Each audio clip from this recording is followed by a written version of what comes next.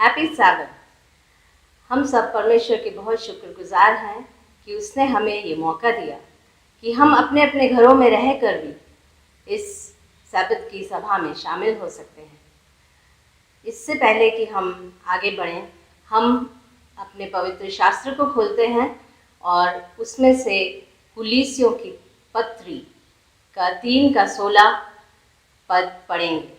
उसमें यूँ लिखा है, मसीह के वचन को अपने हृदय में अधिकाई से बसने दो और सिद्ध ज्ञान सहित एक दूसरे को सिखाओ और चिताओ और अपने अपने मन में अनुग्रह के साथ परमेश्वर के लिए भजन और स्तुति गान और आत्मिक गीत गाओ। इन वचनों के साथ मैं आप सबका इस सभा में स्वागत करती हूँ और इससे पहले कि हम आगे बढ़ें, आइए हम अपने सरों को झुकाएं और दुआ करें। हे हमारे सर्वशक्तिमान परमेश्वर दयालु पिता, इस समय हम तेरे पास आते हैं और अपने आप को तेरे समीप लाते हैं। हम पापी हैं और हम अपने पापों की क्षमा मांगते हैं। हम चाहते हैं कि अपना अनुग्रह हम पर भेज।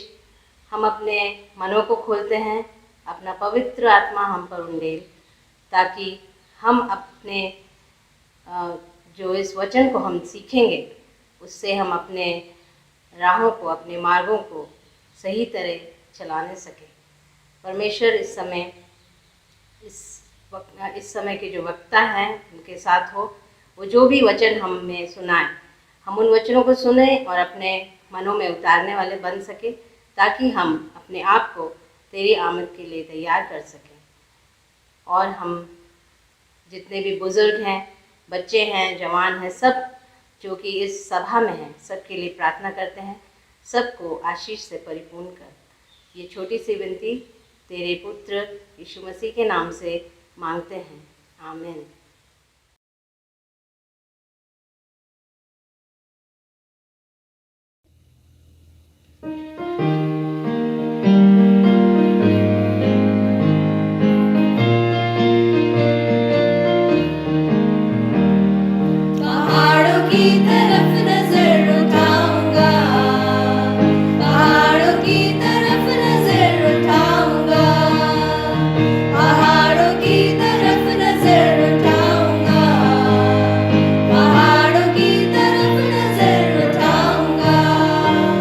सहायता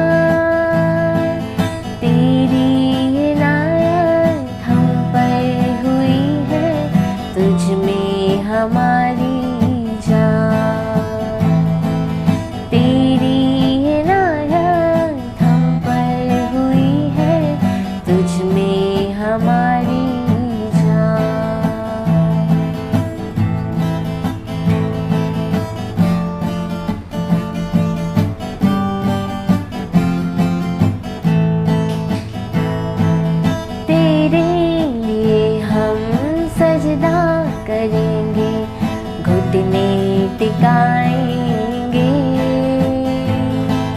दिल से हम प्रार्थना करेंगे, तुझ में ही खो जाएंगे। तेरी इबादत करनी हमें अब तो सुबह हो शाम। तेरी इनायत हम पर हुई है, तुझ में हमारी जान।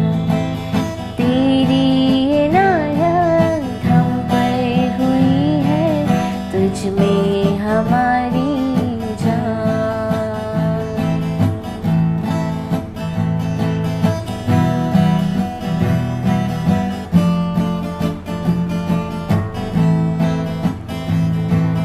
अंबर भी तेरी गाहे प्रशंसा, झूमे चांद सितारे। होके मगन तेरी गाते हैं स्तुति, पंछी मिलकर सारे। यीशु तेरे जैसा कोई नहीं है, पूरे जहां में महान। तेरी इनायत हम पर हुई है, तुझ में हमारी जान। तेरी इनायत हम पर हुई है, तुझ में हमारी जान।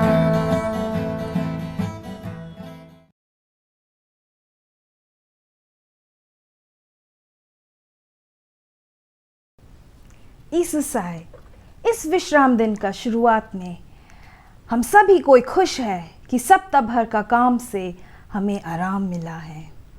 भजन संहिता 34 पहला, दूसरा और तीसरा पद में कहता है, मैं हर समय यहोवा को धन्य कहा करूँगा, उसकी स्तुति निरंतर मेरे मुख से होती रहेगी।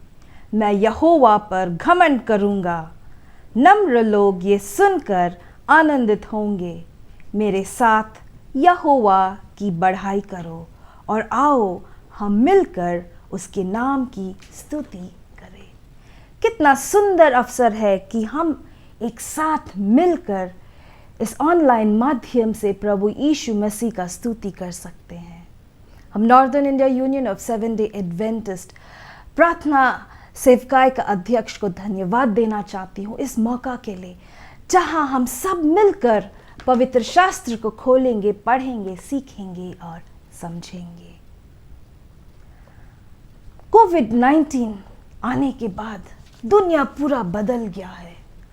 चाहे छोटे से बच्चे से लेके बूढ़ा आदमी तक सबका जिंदगी बदल गया है। स्वास्थ्य के बारे में सोचते हैं या मानसिक तनाव के बारे में सोचते हैं या पढ़ाई लिखाई या व्यापार, सबका जिंदगी बदल गया। सब कुछ तहस नहस हो गया है। कई लोग अपना नौकरी गंवा बैठे, बहुत कोई अपना प्रियजनों से अलग हो गए हैं। ऐसा परिस्थिति में हम देखते हैं कि पवित्र शास्त्र से हमें क्या आश्वासन मिलता है। अगर हम सोचते हैं कि इंसान को ऐसा स्थिति में सिर्फ 2 चीज़ का आवश्यकता है, एक है स्थिर रहना और दूसरा है सुरक्षा।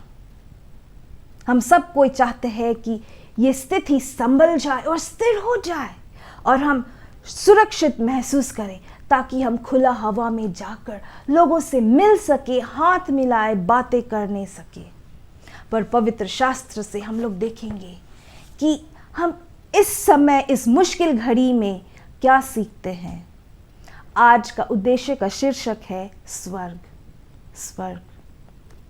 हम एक बेहतर जिंदगी चाहते हैं और प्रभु यीशु मसीह हमें एक बेहतर जिंदगी देने का वादा किया है। आइए हम खोलते हैं पवित्र शास्त्र और पढ़ते हैं यूहन्ना का 14 पहला, दूसरा और तीसरा पद में एक बहुत ही सुंदर वचन प्रभु यीशु मसीह स्वर्ग के बारे में कहा है। ये उस रात यीशु मसीह इस बात का जिक्र किया अपना चेलों के साथ, जिस रात वो पकड़वाया गया। उस प्रभु भोज का विधि में जहां यीशु मसीह ने अपने चेलों का पैर, उन लोगों का चरण धोए और फिर एक साथ बैठ के मेज पर गोल बैठ के रोटी का टुकड़ा धन्यवाद देते हुए अपना चेलों को दिया। और वो इस एक चेला को रोटी देते समय उसने कहा कि अवश्य हाँ, तुम में से एक है जो मुझे पकड़वाएगा। और जुडस को चेतावनी दिया कि तुम जो कुछ भी कर रहे हो इसे तुम जल्दी करो। ऐसा परिस्थिति में चेले बहुत चिंतित हो गए और हम लोग देखते हैं कि यीशु मसीह ने सुंदर शब्द और सुंदर वचन क्या बोले। यूहन्ना 14 पहला, दूसरा और तीसरा पद, तुम्हारा मन व्याकुल ना हो, परमेश्वर पर विश्वास रखो और मुझ पर भी विश्वास रखो। मेरे पिता के घर में बहुत से रहने के स्थान हैं। यदि ना होते तो मैं तुमसे कह देता, क्योंकि मैं तुम्हारे लिए जगह तैयार करने जाता हूँ। और यदि मैं जाकर तुम्हारे लिए जगह तैयार करूँ तो फिर आकर तुम्हें अपने यहाँ ले जाऊँगा कि जहाँ मैं हूँ वहाँ तुम भी रहो। प्रभु यीशु मसीह अपना पिता के घर का जिक्र कर रहा था, एक जगह का जिक्र कर रहा था। और ये जगह इतना सुंदर है कि इसका वर्णन सुनते ही हमें बहुत आनंदित और खुशी का महसूस होता है। पौलुस प्रेरित कलसिया फिलिपियस, जो सबसे पहला कलसिया यूरोप में स्थापित हुआ था, पौलुस द्वारा जब एक पत्र लिखता है इस कलसिया को, पौलुस बहुत सुंदर वचन कहता है। देखते हैं फिलिपियस 3 अध्याय और उसका 20वां पद में बहुत सुंदर वचन, पर हमारा स्वदेश स्वर्ग पर है और हम एक उद्धारकर्ता प्रभु यीशु मसीह के वहां से आने की बात जो रहे हैं। आप और हम परमेश्वर का द्वारा सृष्टि किए गए ताकि आप और हम इस पृथ्वी के नागरिक ना बने बल्कि स्वर्गराज का नागरिक बने। कितना सुंदर बात है। पाप का चलते हम परमेश्वर से अलग हो गए, उसके साथ हमारा रिश्ता जो था वो टूट गया है। और यही रिश्ता को जोड़ने के लिए यीशु मसीह इस पृथ्वी में आया, सुंदर वचन लेके, ताकि आप और हम वापस उस टूटी हुई रिश्ता के साथ एकजुट होकर परमेश्वर के साथ स्वर्ग में निवास करेंगे, क्योंकि स्वर्ग परमेश्वर का घर है।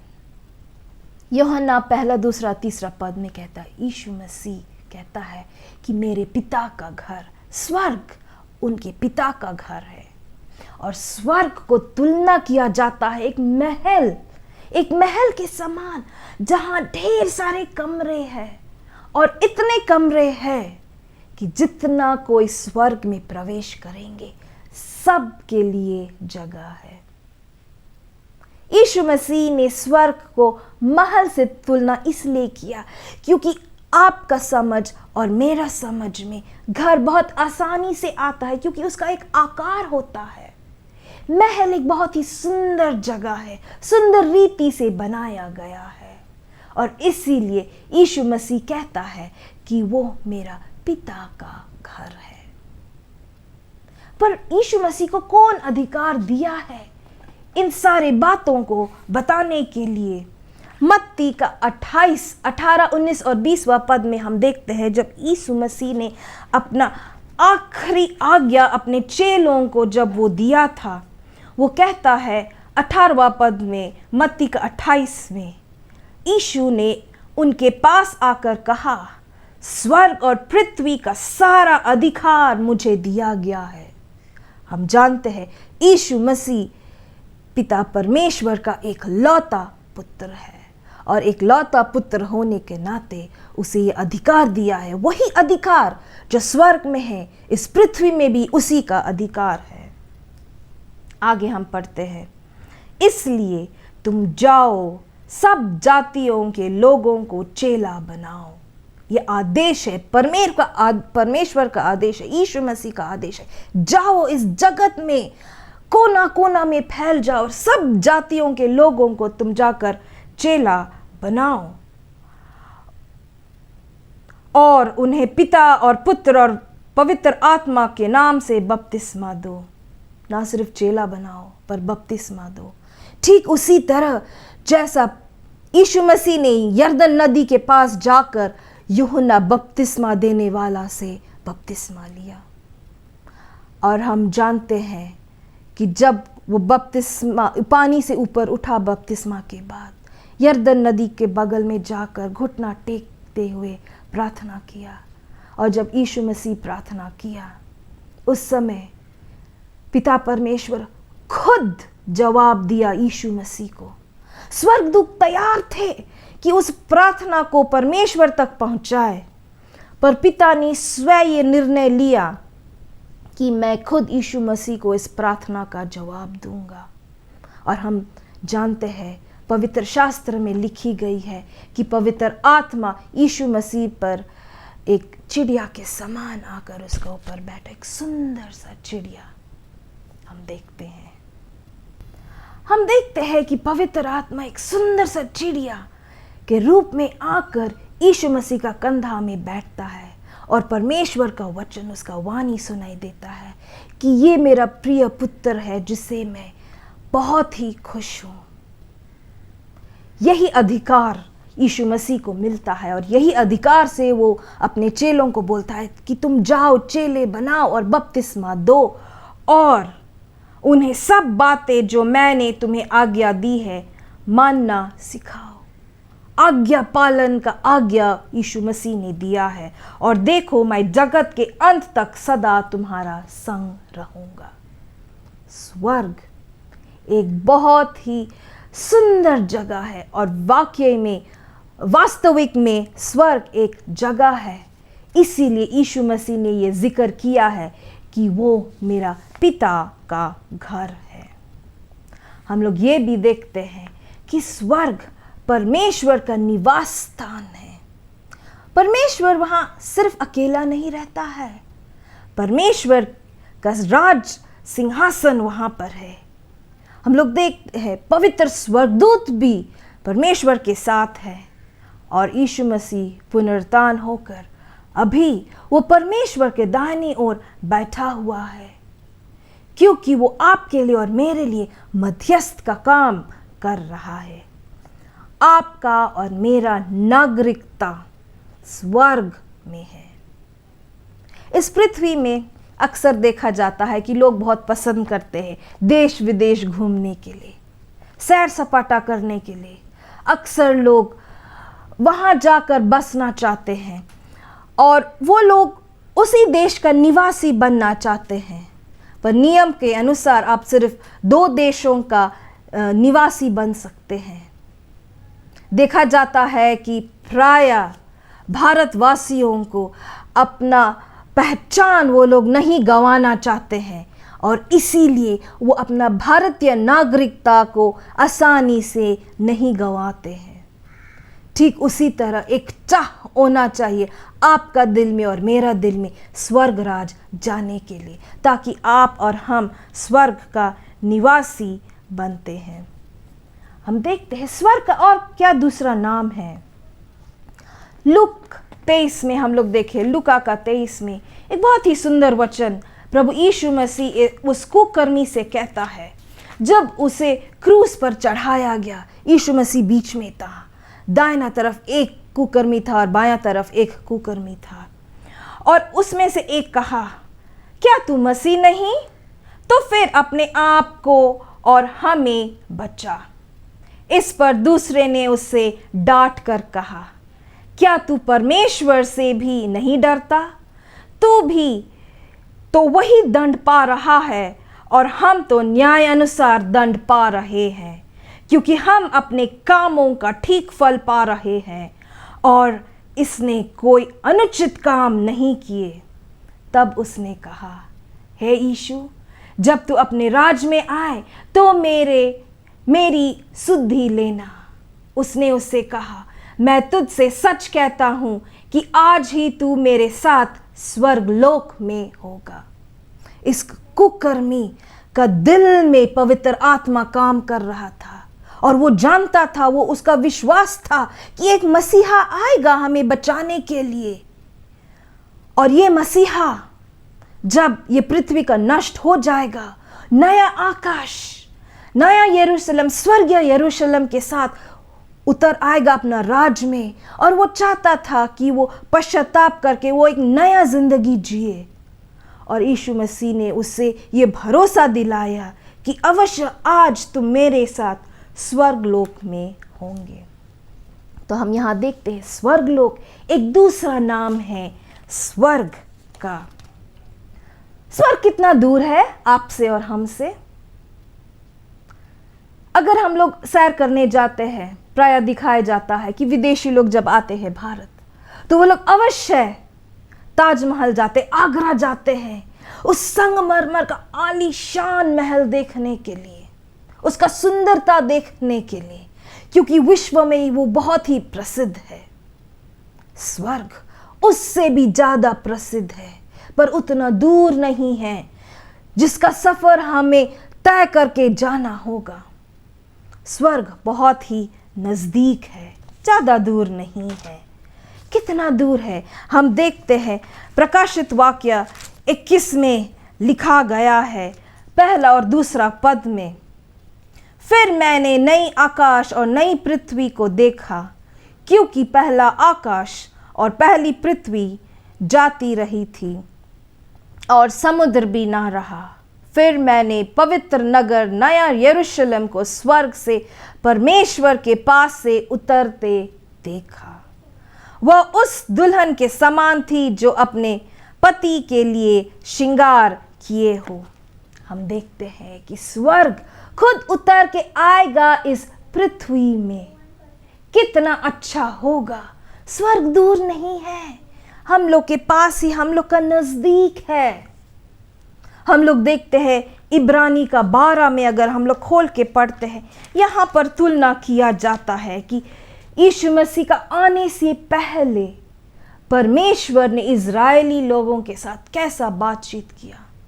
मूसा को आदेश मिला, मूसा सिनाई पहाड़ के पास नजदीक आओ ताकि मैं तुम्हें 10 आज्ञा दूं जो मैं स्वयं अपना हाथों से लिखा है। और हम लोग देखते हैं कि मूसा वहां पर जाता है और एक आदेश मिलता है कि उस पवित्र पहाड़ के पास नजदीक ना आए, ताकि अगर तुम नजदीक भी आओगे तो वहां पर तुम पर पथराव किया जाएगा। आइए पढ़ते हैं इब्रानी 12 18वां पद से। तुम तो उस पहाड़ के पास जो छुआ जा सकता था और आग से प्रज्वलित था और काली घटा और अंधेरा और आंधी के पास और तुरी की ध्वनि और बोलने वाले के ऐसे शब्द के पास नहीं आए, जिसके सुनने वालों ने विनती की कि अब हमसे और बातें ना किया जाए, क्योंकि वे उस आज्ञा को ना सह सके। यदि कोई पशु भी पहाड़ को छू तो उस पर पथराव किया जाए। और वो दर्शन ऐसा डरावना था कि मूसा ने कहा, मैं बहुत डरता और कांपता हूं। पिता परमेश्वर यीशु मसीह का आने से पहले अपना आदेश जब देता था, लोग डर जाते थे। पर यहां पर देखेंगे 22वां पद से कितना सुंदर वर्णन किया गया है सियोन पहाड़ के बारे में। पर तुम सियोन के पहाड़ के पास और जीवते परमेश्वर के नगर स्वर्गीय यरूशलेम के पास और लाखों स्वर्गदूतों और उन पहिलौठियों की साधारण सभा और कलीसिया जिनके नाम स्वर्ग में लिखे हुए हैं और सबके न्यायी परमेश्वर के पास और सिद्ध किए हुए धार्मियों की आत्माओं और नई वाचा के मध्यस्थ यीशु और छिड़काव के उस लहू के पास आए हो जो हाबिल के लहू से उत्तम बातें कहता है।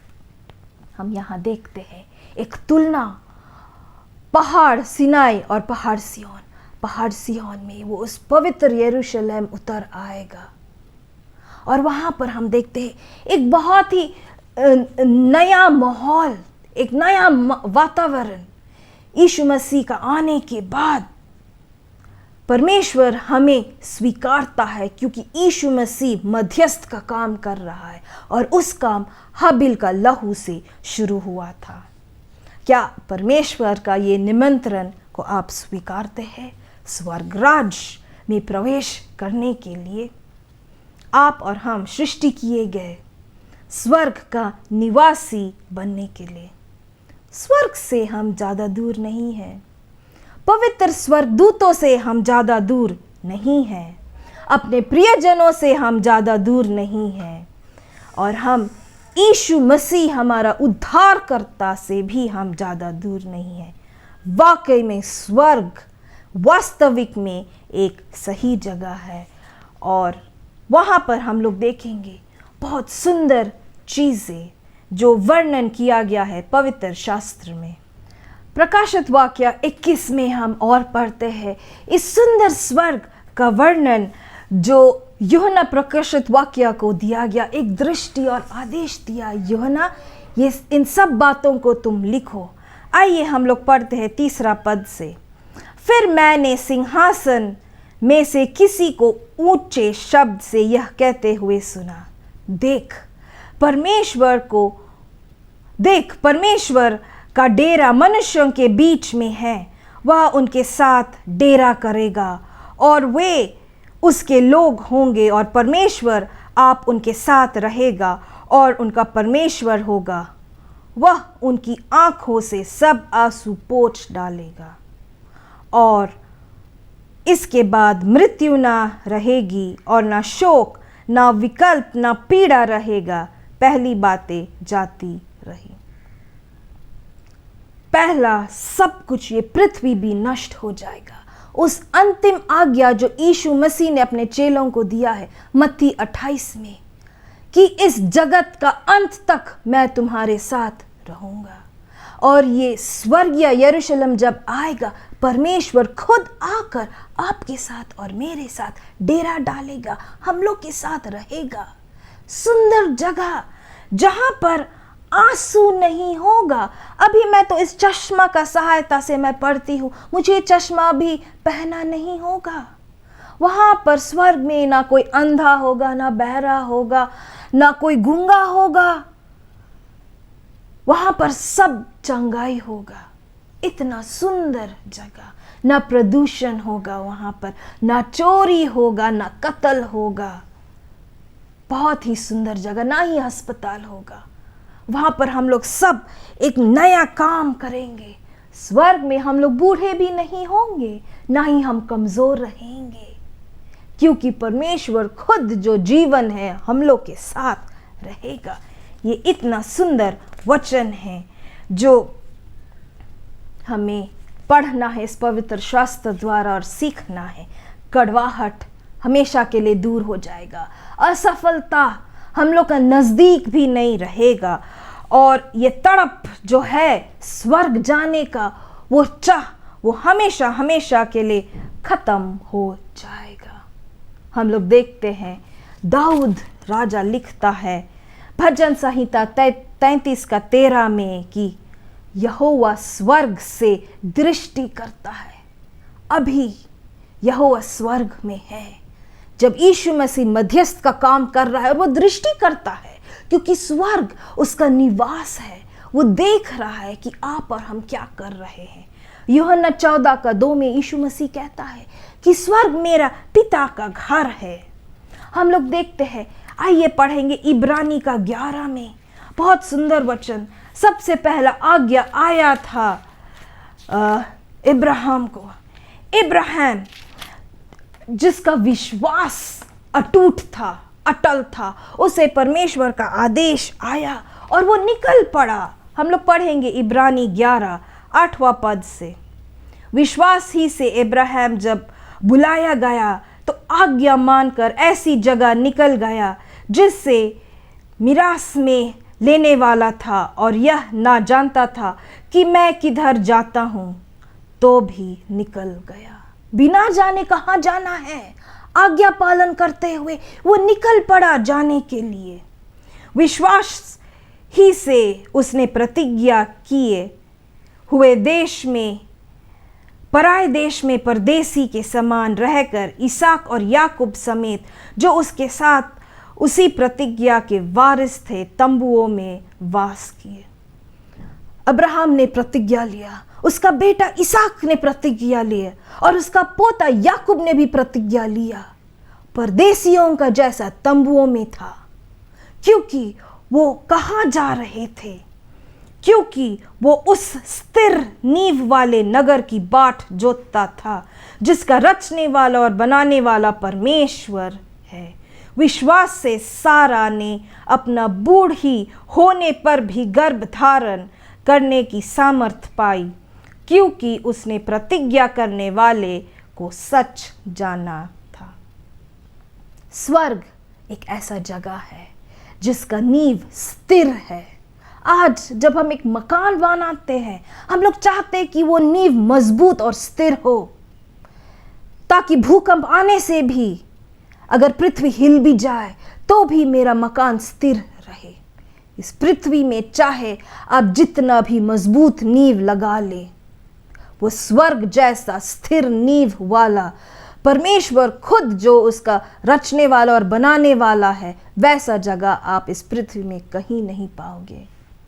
अफसोस, इब्राहिम उस नगर तक पहुंचने से पहले ही उसका मृत्यु हो गया, पर वो इस धन्य आशा का बाट जोड़ते रहा। वो अपना बेटा इसहाक को सिखाया, इसहाक ने अपना बेटा याकूब को सिखाया और याकूब ने अपना 12 बेटों को यही बात सिखाया।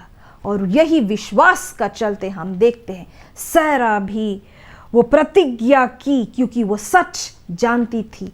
तो हम देखते हैं कि स्वर्ग का नींव स्थिर है। मैं ऐसा देश में, मैं ऐसा महल में रहना चाहती हूं जिसका नींव स्थिर है।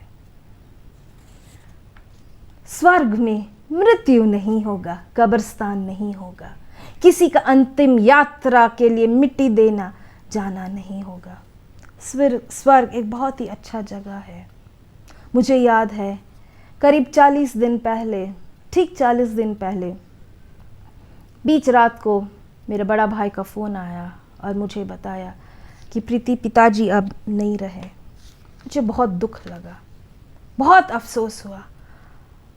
पर जब मेरी माँ का मृत्यु हुआ था और हम लोग मिट्टी देने जा रहे थे, तो पिताजी ने हम तीनों बच्चों को बुलाया और हमसे कहा गया कि अफसोस मत करना, ज़्यादा मत रोना, क्योंकि तुम्हारा माँ विश्वास करती थी और वो अवश्य जी उठेगी और वो अवश्य स्वर्ग जाएगी। और वही विश्वास के साथ हम नहीं रोए उस दिन। ज़्यादा दुख तो लगा, बहुत दुख, पर मैं ये विश्वास करती हूँ कि जब मैं स्वर्ग जाऊँगी, मैं मेरी मम्मी को देखूँगी, मेरा पिताजी को देखूँगी, मेरा बेटी को भी मैं देखूँगी। आप भी अपने प्रियजनों को देखेंगे, आप भी स्वर्ग में सबसे मिलेंगे। इस पवित्र शास्त्र में लिखी गई हर एक व्यक्ति के बारे में जो विश्वास करते परमेश्वर में, आप उन सब को स्वर्ग में अवश्य देखेंगे। स्वर्ग बहुत ही सुंदर जगह है। शायद हम स्वर्ग में ये 5 काम करेंगे। परमेश्वर का स्तुति और आराधना करेंगे बिना अपना ध्यान इधर उधर भटकाए। हम स्वर्ग में परमेश्वर का सेवा करेंगे बिना थके। आज इस दुनिया में अब जब हम किसी का सेवा करते हैं, हम थक जाते हैं, हमें आराम की ज़रूरत है, पसीना चूता है। स्वर्ग में ऐसा नहीं होगा। आज कोरोना का चलते हम लोग डर डर के मिलते हैं लोगों से। स्वर्ग राज में हम खुलेआम मिलेंगे, झूलेंगे, लोगों से गले मिलेंगे, यहाँ तक कि हम एक दूसरे के हाथ पकड़ के रहेंगे बिना डर का। हम लोग सीखते रहेंगे बिना थके। आज जब बच्चे सीखते हैं तो वो थक जाते, दिमागी तौर से थक जाते, उनके नन्हे मुन्ने हाथ थक जाते, लिखते लिखते आँख थक जाता है देखते देखते। स्वर्ग में हम परमेश्वर का शिष्य बन के सीखते ही रहेंगे, युगों न युग तक, अनंत काल तक सीखते ही रहेंगे। और आखिर हम लोग विश्राम भी करेंगे, और ऐसा विश्राम करेंगे कि हम लोग को आलस भी नहीं लगेगा। कितना सुंदर जगह है स्वर्ग। पर मैं स्वर्ग कैसे जा सकूंगी? मत्ती 22:29 में लिखा गया है बहुत सुंदर वचन कि तुम पवित्र शास्त्र और परमेश्वर की सामर्थ नहीं जानते, इस कारण भूल में पड़े हो। आप और हम स्वर्ग नहीं जा सकेंगे अगर हम पवित्र शास्त्र को नहीं पढ़ेंगे। अगर मैं परमेश्वर को नहीं जानूंगी, मैं स्वर्ग कैसे जाऊंगी?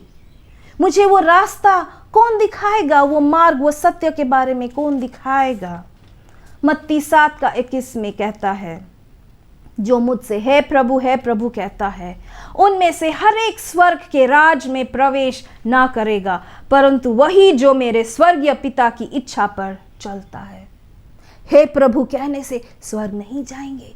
परमेश्वर का इच्छा के अनुसार आज्ञा पालन करते हुए, विश्वासी होते हुए आप और हम स्वर्ग जा पाएंगे। स्वर्गीय पिता की इच्छा हम कैसा जानेंगे? आइए खोलते हैं पवित्र शास्त्र और पढ़ते हैं यशायाह 50:4 में यीशु मसीह ने परमेश्वर का आज्ञा क्या दिया यशायाह को। यहाँ कहता है, प्रभु यहोवा ने मुझे सिखाने वालों की जीभ दी है कि मैं थके हुए को अपने वचन के द्वारा संभालना जानूं। भोर को वो नित मुझे जगाता और मेरी कान खोलता है कि मैं शिष्य के समान सुनूं। यहोवा परमेश्वर की इच्छा ये है कि वो आप ही का वचन बोले। बिना पवित्र शास्त्र पढ़े जाने हम लोग कैसा वचन जानेंगे? और हम लोग का बोली लोगों को संभालेगा, संतावना देगा।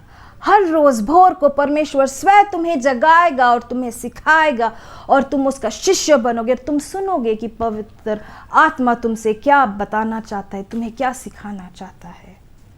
जब हम पवित्र शास्त्र खोलते हैं तो हम देखते हैं कि यीशु मसीह कौन है। यूहन्ना 8:12 में कहता है, जगत की ज्योति मैं हूँ, अगर तुम मेरा पीछे आओगे तो तुम अंधेरा में कभी नहीं रहोगे। यूहन्ना 6:35 में कहता है, जीवन की रोटी मैं हूँ, अगर तुम मेरे पास आओगे तुम कभी ना भूखा रहोगे ना प्यासा रहोगे। यूहन्ना 14:6 में कहता है, मार्ग और सत्य और जीवन मैं हूँ। अगर आप और हम सृष्टि किए गए स्वर्ग का निवासी होने के लिए उस मार्ग में हमें चलना है, उस सत्य में हमें चलना है, उस जीवन की ओर, अनंत जीवन की ओर हमें चलना है। यूहन्ना 10:14 में कहता है, अच्छा चरवाहा मैं हूँ, मैं अपनी भेड़ों को जानता हूँ और मेरी भेड़ मुझे जानती है। कितना सुंदर बात है। और परमेश्वर ये भी कहता है कि द्वार मैं ही हूँ। यूहन्ना 10:17 में कहता है, मैं तुमसे सच सच कहता हूँ, भेड़ों की द्वार मैं हूँ। स्वर्गराज में प्रवेश होने के लिए एक ही द्वार है और वो है यीशु मसीह। कोई खिड़की नहीं है या कोई पीछे दरवाजा नहीं है जहां से चोर घुस सकता है। नहीं, स्वर्ग में प्रवेश करने के लिए आपको और मुझे यीशु मसीह का द्वारा ही जाना पड़ेगा। यूहन्ना 11:25 में कहता है, पुनरुत्थान और जीवन मैं ही हूँ, जो कोई मुझ पर विश्वास करता है वो यदि मर भी जाए तो भी जिएगा। आप और हम पाप का चलते अगर मर भी जाए, ये विश्वास है कि हमारा पुनरुत्थान फिर होगा। अमेरिका का महासभा में एक धार्मिक सम्मेलन का आयोजन किया गया और उस आयोजन में बहुत देशों का राष्ट्रपति को बुलाया गया। और इस सम्मेलन का दौरान राष्ट्रपति रोनाल्ड रेगन से एक सवाल किया गया, अगर तुम्हारा मृत्यु हो जाए और तुम स्वर्ग का द्वार पर खड़ा हुआ है और परमेश्वर स्वयं वहां पर खड़ा होकर आपसे एक सवाल करता है कि मैं आपको प्रवेश करने की अनुमति क्यों दूं, आपका जवाब क्या होगा? मेरा जवाब क्या होगा? राष्ट्रपति रेगन ने एक क्षण के लिए सोचा और फिर ये बात बोला, क्योंकि परमेश्वर ने इस जगत से इतना प्यार किया कि वो अपना एक लौता पुत्र दे दिया, ताकि जो कोई उस पर विश्वास करे वो नष्ट ना हो परंतु अनंत जीवन पाए। स्वर्ग जाने के लिए परमेश्वर पर विश्वास करो और यही आशा मैं रखती हूँ कि आप और हम स्वर्गराज पा सके, क्योंकि आप और हम सृष्टि किए गए स्वर्ग का निवासी बनने के लिए। आइए हम प्रार्थना करते हैं। हे पिता, हम धन्यवाद देते हैं इस सुंदर वचन के लिए कि हम सुन सके, हम जान सके कि आपका आज्ञा क्या है और स्वर्ग जाने की इच्छा हम रखते हैं। हम जानते हैं कि आप हम लोग का ज्योति है, आप जीवन का रोटी है और आप पुनरुत्थान है। हमें सिखाइए कि हम स्वर्ग पा सके। इस छोटी सी विनती हम प्रभु यीशु मसीह का नाम से मांगते हैं, सुन और ग्रहण कर। आमीन।